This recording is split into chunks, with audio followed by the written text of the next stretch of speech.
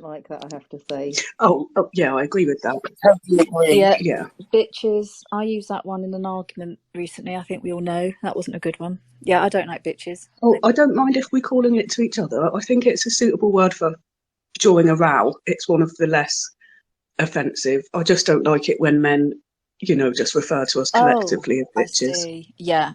Yeah. And why is it actually derogatory terms usually are like you old cow, you bitch? They're all female, CUNT.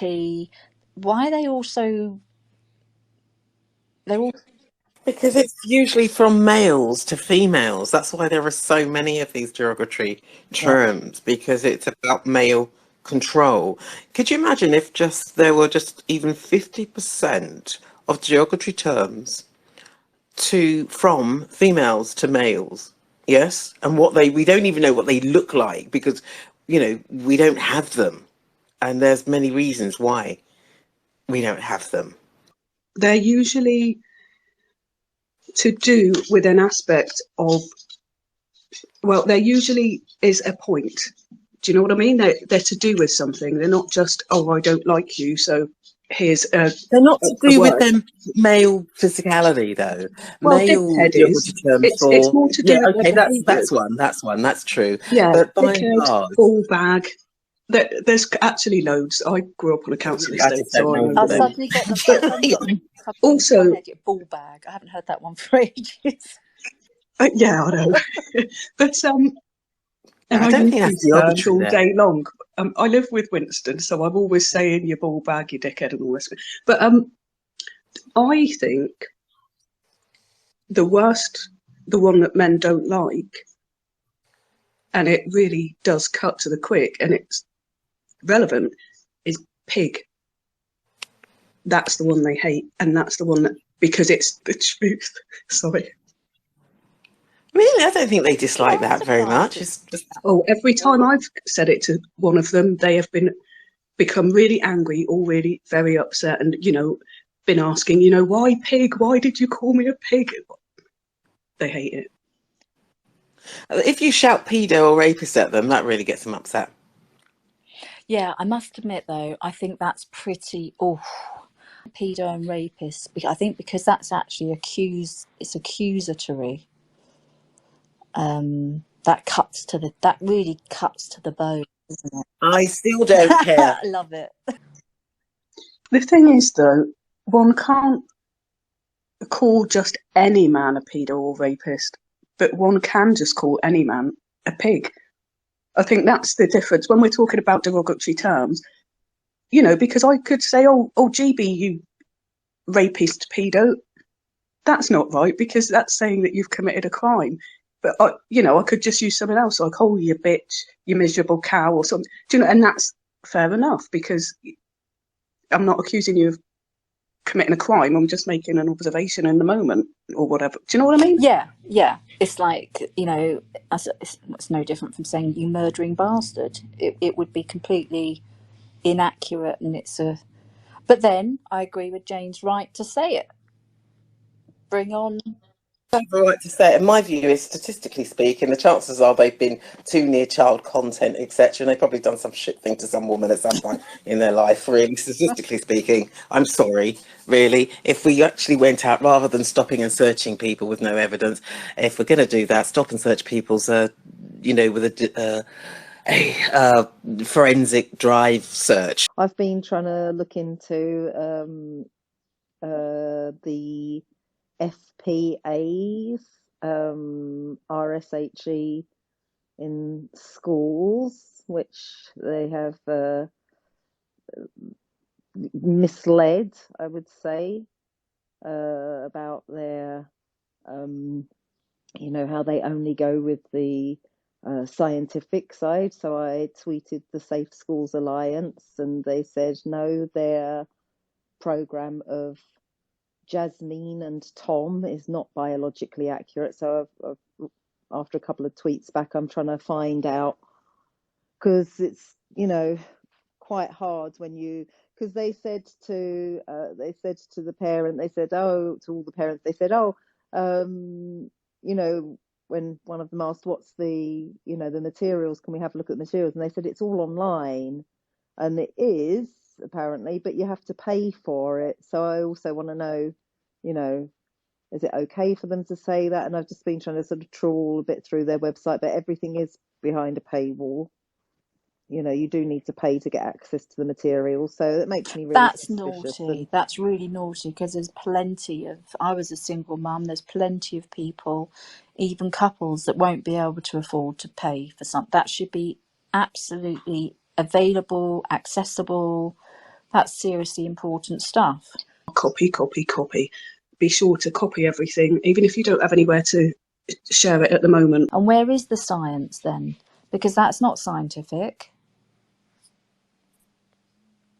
That scientifically, let's wheel out that, the brilliant Professor Wilson, please, that old clip of him on Question Time saying quite clearly you cannot change sex.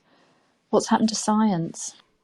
I think I'm a trans-exclusionary feminist. I don't think I'm radical. I don't know, what makes you radical in feminism? Well, you see, radical feminism is a particular type of feminism.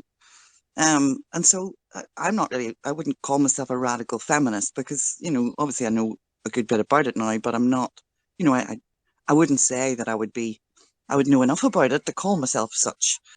Thanks, guys. Well, I'm not a radical feminist. Well, I'm not on anything. Yeah, I'm just here. I'm not any kind of political entity. I'm not even a person. I'm a human.